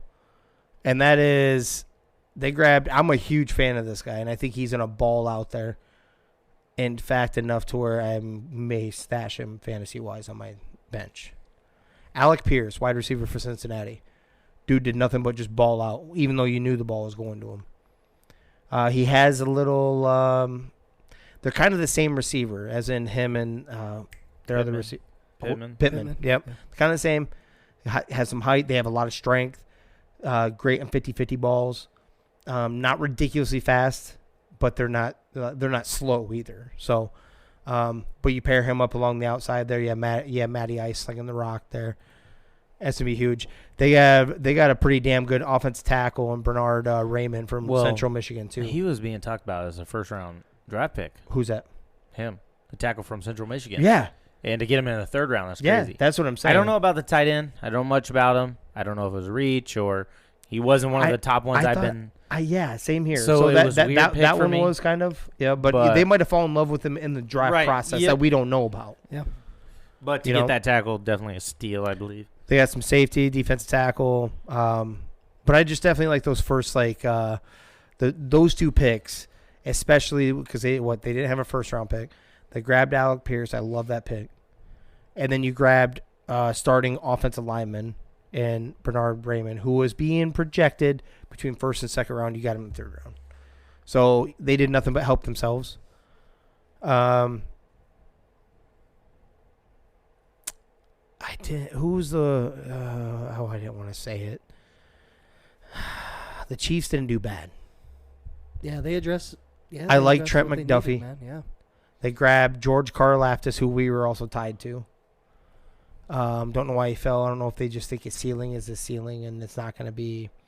Maybe they think he's only a 10-sack guy. Like, it's not going to be ridiculous, like 15-sack game type thing, you know, or a year. I was surprised the Cowboys didn't take or Tremaine or him, honestly, when I saw that. But they grabbed a stud linebacker, Leo Chanel from Wisconsin. They grabbed Sky Moore, who is what could be considered probably somewhere between that 5th and 7th best wide receiver in this heavy wide receiver class. Yeah. In fact, I even seen him getting projected for like late first round and some earlier on. But they actually didn't have a bad draft. They really didn't, which sucks. I wish they would have. They didn't like grab a running back like the 4th best running back in the first round, which sucks. Like, I'm used to them doing dumb shit like that. Shout out all them Chiefs fans. Yeah, and that's what I had for who I believe won the draft. Who do you think lost the draft? Man, Patriots didn't do great. Patriots did not do great at all. Yeah, what was up with that? Their picks were they didn't make sense. A lot of them. They got a fast wide receiver, which is cool. But it seems like that's all he is a fast wide receiver. Like, not great hands, not great route running. Like, a lot of things you're like, he's like skinny as a pole too, right? Yeah, the Patriots did bad. But Belichick's kind of weird when it comes to the draft, so it's hard to say. The first one that jumped out to me were the Saints. Like, and I think the biggest thing is because they made that huge trade for Olave. Like, yeah, not even a quarterback who you thought it was going to be. Yeah, I'm like, I don't understand exactly what happened there. I do have to give him credit for taking Penning from UNI there, our Northern Iowa cat. Yeah. But besides that, I didn't like hold what on. they did. Give him a little more love from the Mason City, Clear Lake area. Yeah. Clear Lake native. Newman High School graduate. Shout out. Yeah. Because he's definitely a stud. Yeah. So there's that, but I didn't like because they gave up 2 mid-round picks to get Olave, and it's kind of like, I mean, he's a good receiver, but this is so deep with receivers. You didn't have to do that. Yeah. The biggest thing I didn't like, though, I think, is the Bears. They just decided that their second-year quarterback doesn't need any help. Mm-hmm. No big deal. Let's just get a bunch of defensive players. Him hanging out there in the wind. Yeah. No one to throw to. No offensive line. They got a wide receiver in the 3rd round, and then the only other skill position player they got was a running back later. They got no other skill positions. And what the hell do they need, man? They need skill positions, mostly receivers, right? But I don't know what they're doing either. They're up there. There's a few teams that just blew it to me. Washington, I think they reached on Jahan Dodson. I think he's okay, but not at 16. I think there's too much talent on the board. I like him a lot. I think I'm with you. I'm with you on the reach. I think they went for more of a need than the best player there. Yeah. Unfortunately for them, now he can step in. The wide receiver room is so thin. I think he probably can step in and play. He's just not going to be one of the top receivers out this class because there's a lot of studs. But I think it was kind of a reach at 16. I think there's way more playmaker or just better players there than what they got at their first round. Getting Sam Howell in the 5th, I think that was a win for them. But otherwise, what they did was just not great. So, Washington. Yeah. I'm looking at all theirs right now too. I'm with you. I'm on the different side of the fence with you. I'm a big Dotson fan. I think he's been fine, just not at 16. I do believe. Well, even if it was at 16, don't trade up for it, right? Didn't they trade up for it? That. Man, well, either way, like perhaps I think they went more for, but they went for need. They panicked a little bit, yeah, because all those receivers are flying off the board, and that's what it was. Yeah, maybe you should have traded back and then got him. Right. Like yeah, try to go back and then grab Johan. But the rest of their draft wasn't exactly sexy. We'll see what happens with Sam Howell. That was probably their best pick in my opinion. Yep. Because it was like the 5th round, right? I do believe it was something like that. And if this was a year ago, we were having a different conversation. Maybe first couple rounds, this dude was getting drafted, right? Yeah. Right. we'll see. He doesn't have to come in and start. Maybe you can learn. You're probably going to end up winning the backup role at some point because he's a talented enough quarterback. Then we'll see. At least you got a guy that you can see what you have. That was probably the one bright spot in there. I'm with you on that. I don't know if I was a fan of. So I was looking at this. I'm not a fan of the Seahawks draft. Like, I like a couple of the players, but that doesn't mean that's what they needed. Kenneth Walker, baby. I know. Yeah, I know that's your man hard on. Yeah. But they didn't really need it. Right. They needed to work on some other stuff here. Rashad Penny. Right. Yeah. You have talent in the right. And I like Kenneth Walker too. But you're obviously even bigger on him than I am. But I like Kenneth Walker. Charles Cross is one of the better offensive tackles. But you're going to a team that wants to run the rock. Charles Cross with Mike Leach is in a stand-up position every snap. I'm not saying that he can't. I'm not saying that he can't run blocks. He's one hell of a mammoth human being. But, number 9, I don't know. Like, if you wanted a mauler, maybe you would have went Penning. Maybe that's high. But if you really wanted a mauler that does everything. Setting themselves up for next year when they grab Bryce Young. Maybe. Yeah. I mean, obviously, if they. Might be able to. Shoot. Yeah. I don't think they're going to have enough talent to pull off many games this year. The rest of their draft, I like Kobe Bryant from Cincinnati, the cornerback, the opposite side, but there's nothing else. And maybe this is the one that we all are surprised a couple years down the road and they all turn into studs. Maybe. The Richard Sherman draft or something like that. But yeah. And that's where I was with that. Lost. So what I was going to tell you is players who went to perfect scenario, and that's more directly towards the quarterbacks.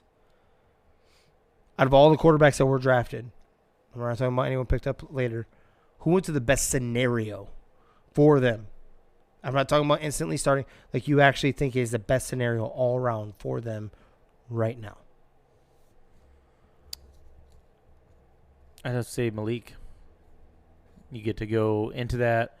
You get to, if you win which you won't win the job, but you get to sit behind Ryan Tannehill, right? You're going to play with Derrick Henry, right? So there's no pressure on you to have to make all the throws because they're going to want to run the rock. Okay. I just think Marcus Mariota isn't that guy, so for Desmond to sit behind him is kind of, I can see him pushing him getting started, later. And Kenny Pickett, not a big fan of Mitch Trubisky, right? I think he's another guy who could step in, day one starter, go through the bumps and bruises. Sam Howell. But with a pretty good defense, at least. Yep. Right. I don't think Sam Howell has a chance to start. They're going to roll with Carson Wentz and the money they dropped on him. What about your boy? Your boy. Who's that? Yeah, you haven't talked about Matt Corral yet. Yeah, you've been. Oh yeah, that's right. Where did he go again? He went to the Panthers. Panthers, yeah.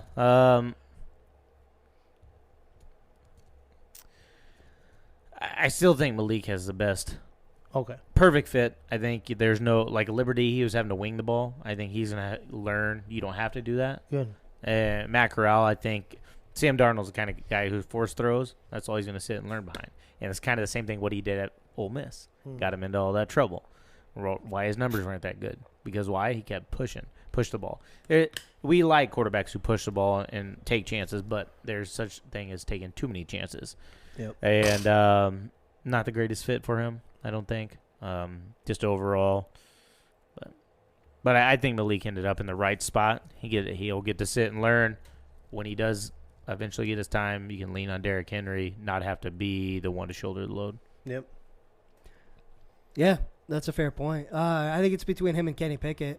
The only thing that could hurt Kenny Pickett is he might end up having to start right away and learn on the fly. Yeah. Which hurt, I say, because their offensive line is dog shit, and so he literally could end up getting hurt because of that. And I don't think Willis is going to have to deal with that, right? He's going to be able to sit back, learn, and then eventually come off and play. So between those two, I'd probably lean towards Malik too, but I think it's between those two.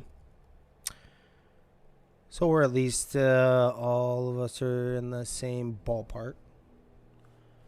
I like Ritter's, but I don't think I think he's only going to be given so much leash because they're eyeing next year anyways. Yeah. Yep. So if he doesn't ball out and do something ridiculous right out of the gate, which isn't fair to him, He's always improved every single year. You go back to his college stats. Every single year he's gotten better and better and better. He's gotten better at his accuracy, everything, his deep ball. That's what he worked at. He's done better every single year. So I don't want to count the guy out, but I feel like their team isn't going to be good enough. So he's not going to get a fair shake because his name isn't Bryce Young or, what's his name? Stout. CJ Stroud. And that's who they're going to try to target next year. But I'm with you. I actually think I like Malik Willis's position. I like that he gets to sit because I think that's what he needs. I think the Titans are ready to move on from Ryan Tannehill, but they're not rushed at doing it. Mm-hmm. They would like to see what Malik Willis could bring them, a different dimension. And that sounds weird, but Tannehill, you know what Tannehill is at this point. That's what I'm saying. Well, they maybe even see a little bit of one Steve McNair, who used to run their offense for them at one point, maybe in Malik Willis. Mm-hmm. Tannehill, he's not going to throw that ball. So getting rid of A.J. Brown, not a big deal. Now, if Malik had to step in and start right away, it'd be kind of like it probably wouldn't have happened. Don't they got Julio?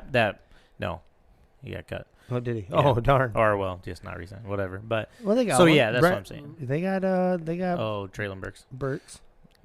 They can grow together. Yeah, I get with you. You have that guy, and then that Sharp maybe, and who's that kid from Robert Woods, coming off an injury though. Yeah. So not the greatest receiving core, which I think Malik is. That's what he'll do, right? He'll stretch the defense, and so I think losing A.J. Brown doesn't hurt as much with Ryan Tannehill back there because he's not the guy who's going to take shots as much. Mm-hmm.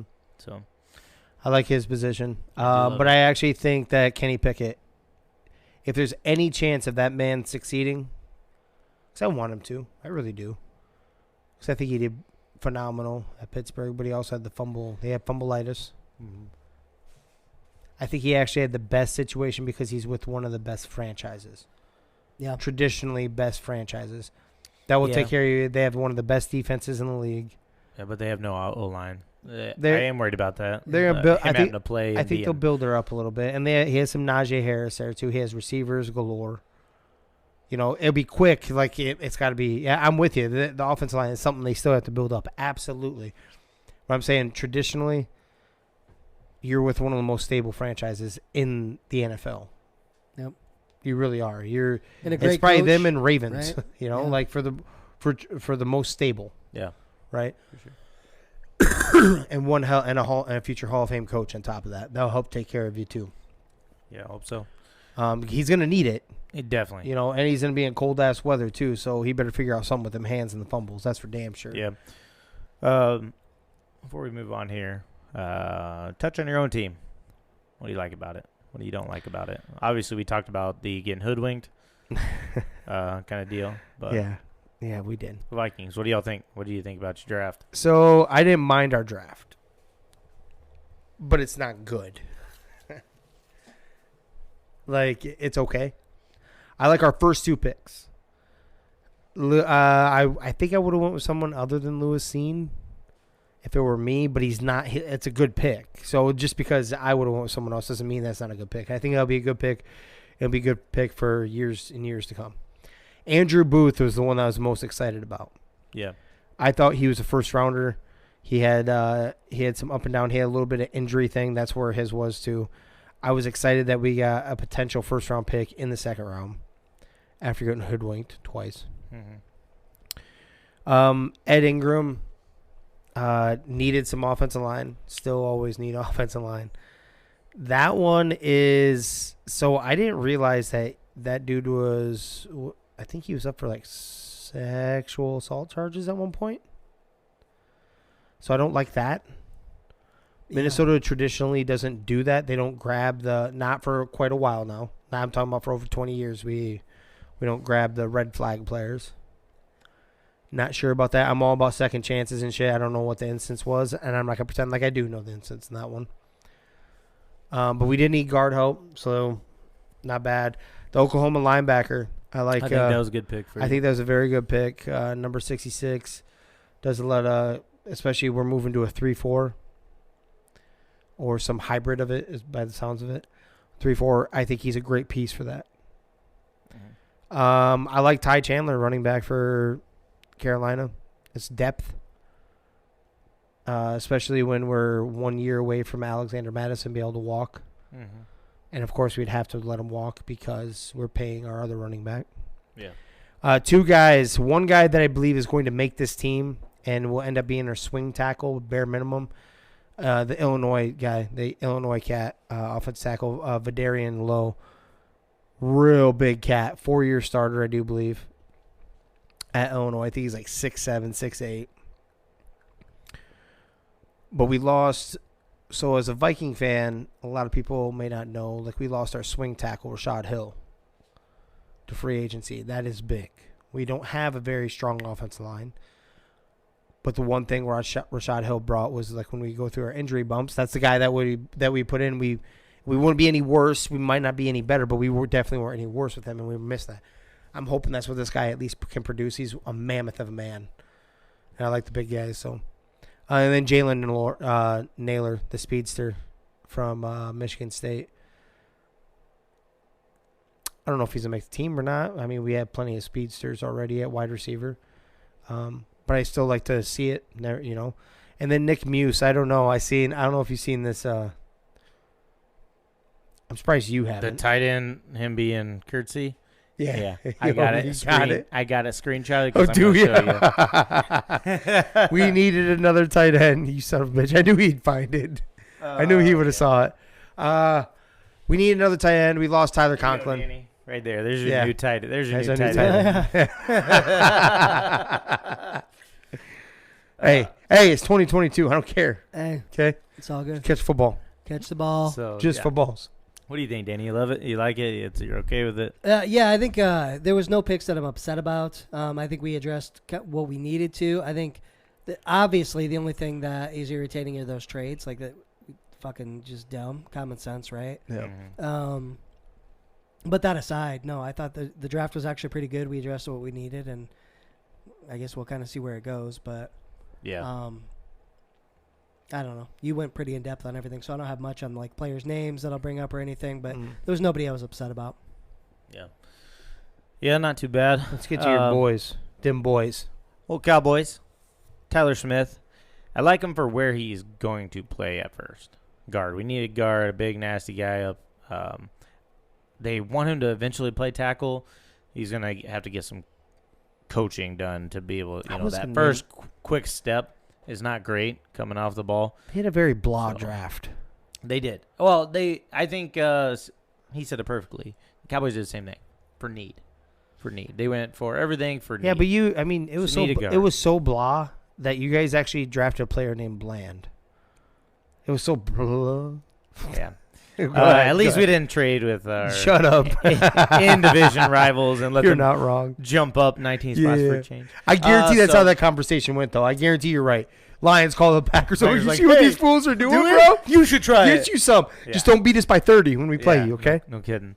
I would have really liked. It was weird to see them take Tyler Smith on the fact that they think that our Connor McGovern.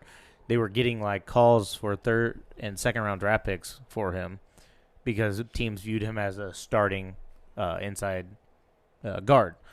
And so to not take Linderbaum and then play him at left guard or whatever and then go from there and make that kid from Wisconsin, Tyler Biadasz or whatever, work for his job or whatever, learn another position. That was kind of weird. Centers not overly valued though, so I guess I get it. But with George Karlaftis there and Tremaine Johnson, a little bit of head scratcher. I know they want to run the rock and stuff like that, but then when round 2 came and they got Sam Williams, who was up there, I believe top 3 in sacks. He had 12.5 from Ole Miss. I really like that pick. I think it was a great pick. A little bit character concerns, which if you don't have those, you're not going to be on Dallas Cowboys. So I love the round 3 pick, Jalen Tolbert. He led college football in targets and yards downfield. So I love the pick. And then after that, I didn't like the tight end pick, Jake Ferguson. He can't run block, which is what the Cowboys want to do. Yep. So not to take a guy who's not good at that is really weird. However, he can stretch the field. He's a pass catcher. We'll see. I like the Matt Walzetsko, North Dakota. He's big, tall. He has a size, and you put on a little more weight. He's got the agility, so he was one of the top scorers in the agility test in the draft or in the draft process. So the potential's there. DeRon Bland, Fresno State, kind of like we needed a cornerback. And then the next pick, Damon Clark, LSU. I think a steal here. He's going to miss all this year. He was projected second, third round, except he has a spinal deal, which they say he's going to recover 100% from. But that's why he slipped and fell. He's going to miss this whole upcoming year. So that hurts. John Ridgeway, I don't know if he makes a team. Just because we kind of have a cog of guys up there in the middle. We have a guy from Chauncey Goldston from Iowa, which I hope he gets more playing time this year up there in the middle. He was doing okay with some of his spare playing time. So I don't know if he makes the team. And it's interesting one, this linebacker Devin Harper from Oklahoma State. He was pretty decent at Oklahoma, and being how thin our linebacker core is, I mean, there's potential there to make the team. So I like some of our early draft picks. As we got later, it seems like we were just trying to fill out some needs. I wish we had packaged up a lot. I think we had like 4 or 5 fifth-round picks. I wish we had packaged up some of those to trade up in that second round, third round. But overall, I think we did okay. Nothing like a B. Crazy. Yeah, I think we went more for need instead of getting. I mean, like I said, there are some probably better players available, but the need was so great.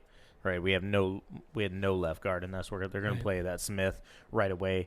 That Sam Williams, he's going to immediately address that edge issue. He's probably just making sure he ain't drafting players he's going to have to pay, because he doesn't have to pay in a lawsuit here soon. Got to save money. Money ain't a problem, homie. Money ain't a problem. So, yeah, that's kind of what I think about the Cowboys draft. Kind of just, filling for need. Yep. Our weird law. Unless you guys had anything else on the draft, that is. Nah, go ahead. Weird law. We're into Indiana.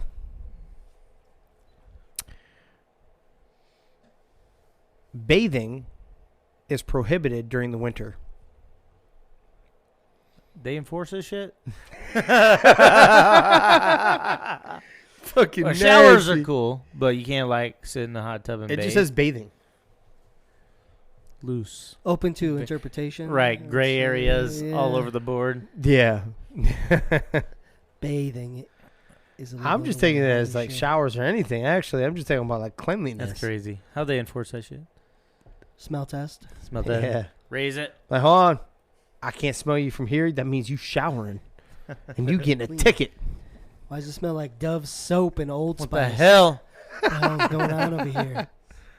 Yeah. Just surprised. Yeah, I need to smell like, 6 weeks of old rotten cheese curds out in this motherfucker. Yuck. You nasty. Nasty. Yeah. So, that being said, did you have it make sense? You want me to do mine? Well, I don't want you to do nothing until we do our shit. Our real randoms. Yeah. I almost forgot. Can't believe you. How could I? And you turn my fucking headset on.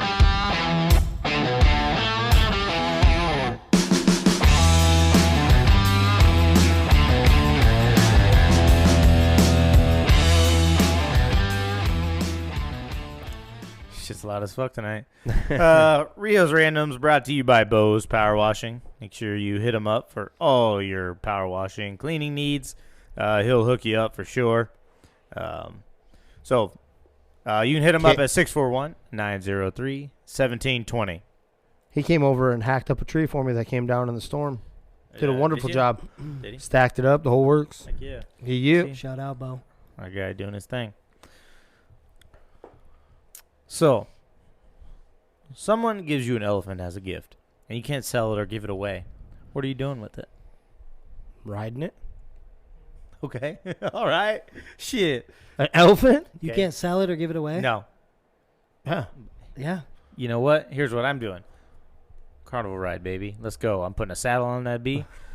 Charging parents however much for a ride, and I'm making money off this. Hey, actually, I may go a different route here. Okay. If the cost of groceries keep going up, I'm hacking that motherfucker up is what's about to happen. That's some tough meat, bro. I don't care. We will figure out a way to break that he's down. like, yeah, I've got a thing. Exotic? It'll take. No, he's like, I'll get what do you call it? He's like, it makes 6 sliders out of a horse meat without killing the animal. Yeah, that's right. It's patent pending. Yeah, patent pending. Trevor He's like- Image still considering it? Chuck Foreman. Yes. Yeah. Yes. Okay. So y'all are riding it, and you're Yeah, riding I'm gonna it. take over City Hall or something. I'm gonna take that bitch downtown. We're gonna start a ride. Jimmer's eating it, and I am pimping that thing out for. I'm saying if the groceries don't $1 get under control, it'd be high probability. Yeah. Okay. What is one of your most hated modes of transportation? You have to travel somewhere. Which way are you definitely not going there? The mode of transportation? Yeah. Flying. Easy. Slam dunk. Slam dunk. If you were intended to fucking fly, the good Lord would have gave you wings. Keep your ass on the ground. Okay. Okay. That's tough. I like flying. I don't mind driving at all. I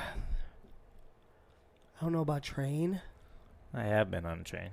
I know you hate it. I think you've talked about that's that before. probably. Yeah. Not the The biggest. train fan of wasn't trains. like the transit one kind of sucked a little bit. We were on there for a while. Oh, you know what? I'm not taking the fucking bus. That's what I'm not doing. There you go. That's Oh, good. yes. Yeah. No bus rides. No bus rides? Yeah. Dude, I'm actually with you on that one too, especially that Vegas bitch. Hitting every bump on the way.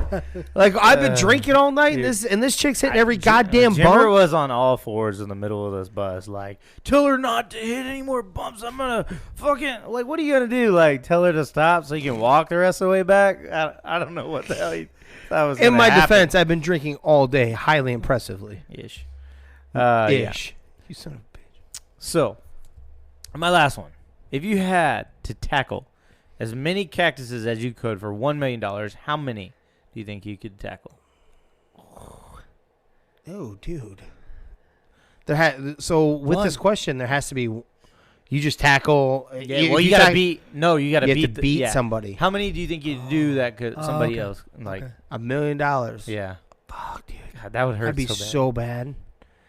I'm gonna have You to. got to be in your underwear, barefooted. Jesus Christ. Yeah. Why you're making a lot of rules now? I don't know. It just. I feel like you're like kinkifying. I it. got half a Like, foot. hey, I got half a foot. I got. you want a little bit of foreplay? Yeah, foreplay no sound bad. Yeah, but it's gonna be you getting pegged from the rear end, and it's gonna be no lube, and it's gonna be. You just keep going down the list of like making it way worse. Dude, you just went sell like, me in the one. You went crazy with that. No, I've heard of people getting pegged. Yeah. Yeah, heard. Oh, no, we heard. We've heard stories. We've heard Yeah. stories. Mm. Man, how Yeah. many You. cacti? Leah's how, There's a big, big video. stories. There's a Yeah. video of you. And Leah showed me. how big are the cacti? I don't know about your height, and you just got to go and tackle them. How many you going through? Dude, I'm already hurting just thinking about Man. it. I Million. know that first one's gonna suck. I feel like after you get a couple, you try to focus on hitting the same part of your body. So Oh, It's the going same to the part. same- Ow! yeah, you're not. Oh hitting yeah, the I'm not part, gonna try to put right? it over millions of parts of my body. I'm Right. gonna. You're driving. I'm gonna the punish spikes one in. side. Ouch. I'm gonna try to punish one side. I'm Yep. with you. Yeah. But I feel like I'd probably just give up after like I don't know 4 or 5. I was gonna say 3, and I'm probably Yeah. looking at the next Dude, one like. Maybe after $1 million maybe though, 2 or you 3. You gotta have that. Like if they went before me and I knew the number, That would definitely then be, I'm going to that. I will be able to Yeah. get to that number above Probably. it. Now, if you're just asking like you don't get to see, you need to pound out as Right. many. God, Yeah. I'm kind of with you. 1, it's gonna hurt like a bitch. 2, all right, I sucked it up. God, that really sucks. The third one after right after 2, I'm like, God, this is stupid. It ain't worth $1 million. You know, Yeah. I'm gonna say 5 though. Yeah. Yeah, I think 3, and I'm looking like, hey, that sidelines is looking real good. Going to see that doctor is looking real good. Ouch down, bro. Not great, but that is what I have for Rio's randoms tonight.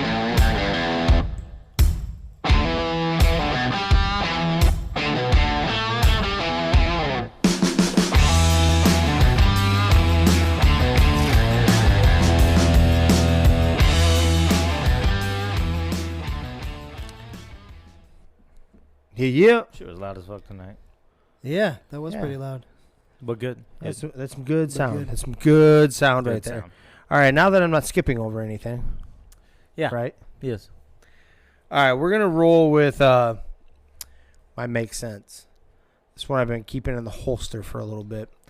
We'll try to keep names out. Try.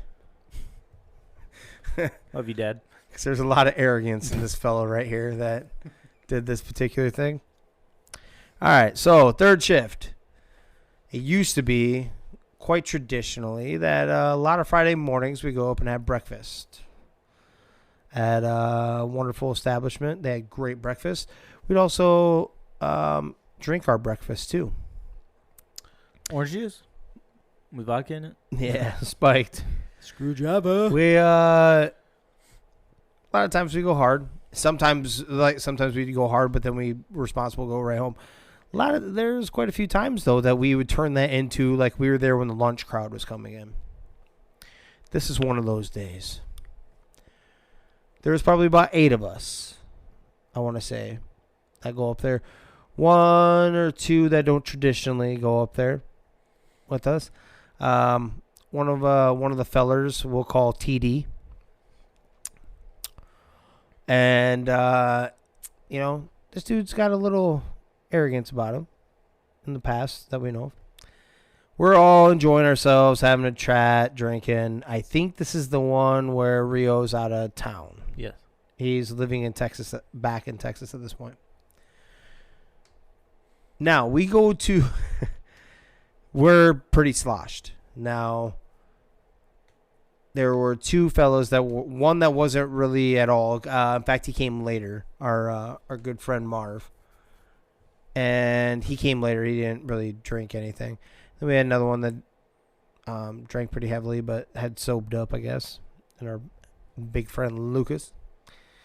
And it's time to go. We're like, well, old boy drove himself up here, that TD. Well, we'll drive his vehicle for him. One of the guys will drive him, and the other one. So that's what they did. I rode with I can't remember who the hell I rode with, but we pull up and drop him off at his house. Now they had parked his vehicle right up in the driveway, right behind another vehicle, which I do believe was his wife's. And now I said he got a sober driver ride home.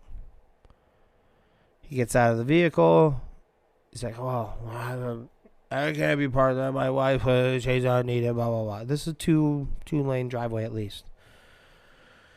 This dude decides to hop in to the vehicle and proceeds to try to move this vehicle. Were you guys there at this point? Yes, we're still sitting outside in the vehicles, like waiting. Like we didn't even see each other. Like we're kind of parked on the other side. It's kind of weird, but either way, everyone was still there. He goes hop into his vehicle to move it over to the other side. Now, when he does, he must have thought he was in reverse. He was not. He hit the gas, and he hit the gas hard, too, by the way. Smashed into the back of his vehicle, his wife's vehicle, and his. And still didn't realize anything was wrong. His foot was still on the pedal. Still just going. Like, they had to come up to the door, open the door, and pull his foot off. Like, dude, you're hitting your vehicle. No. What the fuck? Yeah. That... You had a sober driver get you home, park the vehicle. That could have waited, right? Decides he's going to hop in. He's like, oh, shit. Still decides to try to move it, though.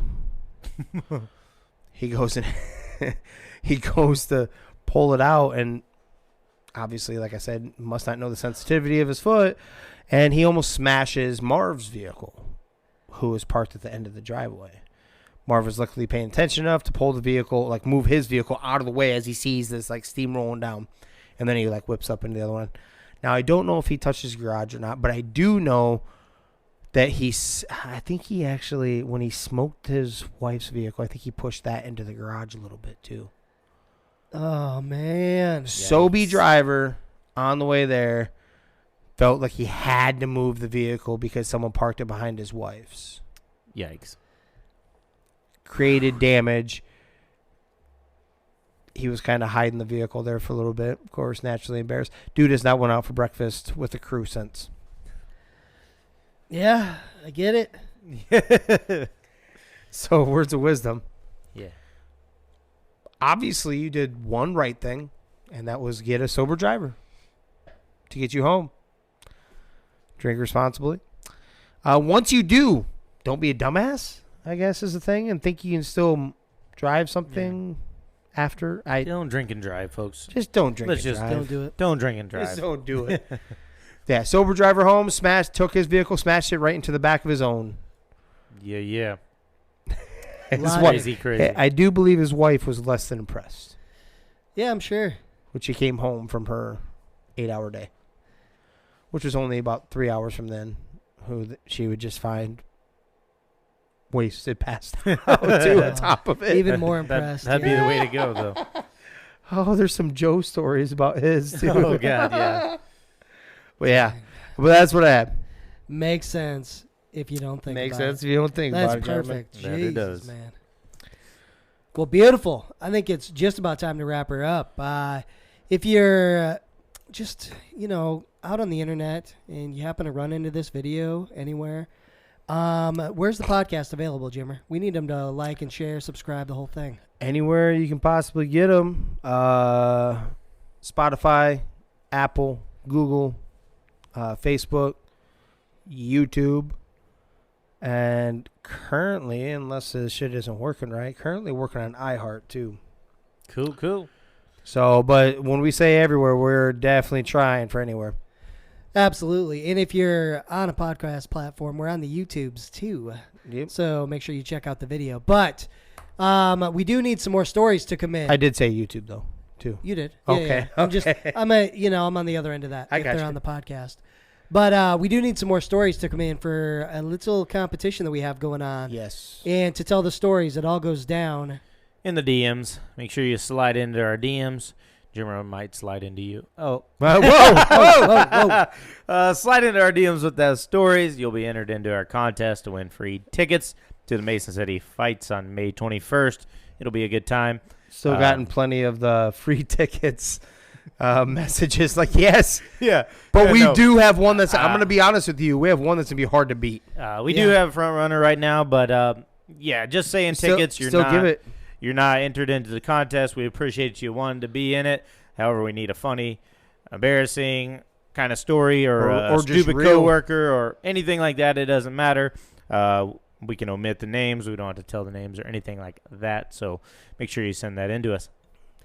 Absolutely. I think that about wraps her up. I triggered a memory, so I've got a really good Make Sense for Wednesday. Oh, there we go. Just so we're thinking about that right off the top. But did you touch on our FitBot?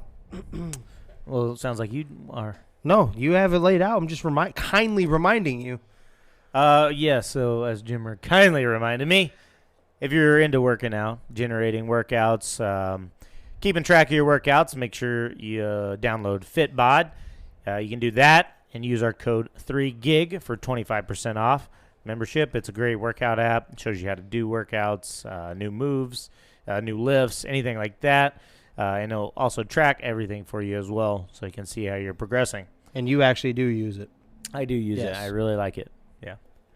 Yeah, it's pretty cool. And it's not something you have to pay like a huge chunk of change for either. You could pay monthly a few bucks, that type of thing. Definitely worth checking out if you want to make sure you keep track of that stuff. But I think that about wraps her up. We're going to go ahead and get out of here. Thank you, everybody, for listening. This is 3 Gig Sports. We out.